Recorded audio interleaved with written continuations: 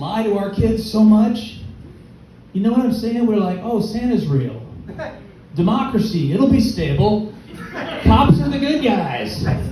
And wear a condom because it'll feel just as good as not wearing a condom, right?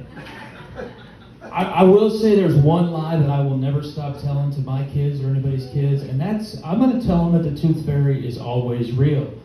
Because I would much rather have a 7-year-old know that there's a little sparkly twink flying to their room with a coin purse for a business transaction than to know their mom is hoarding their bloody mouth bones in an empty Percocet jar in the closet next to that envelope of your first haircut, and an umbilical cord that could be confused for a dry raisin.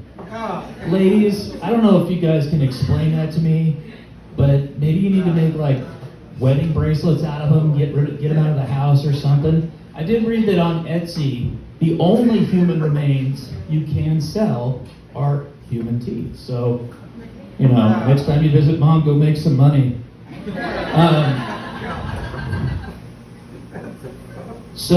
Being Irish, I'm a big fan of the Irish exit, but I've identified a few other type of exits. There's the American exit.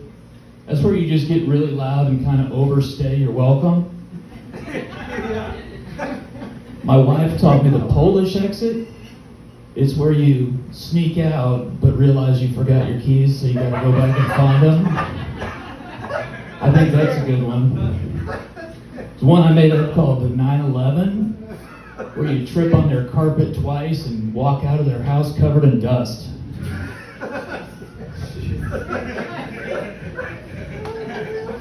Wait, what, too soon, Austin? Yeah, I won't forget that joke. The other one, and this is for, there's one I like to call the Mark David Chapman. That's where you get up and go get an autograph from John Lennon and then go back and shoot him. I think that, like back in the 80s, or in their peak, like we all have mites and bugs and stuff on our face, right? That's just real.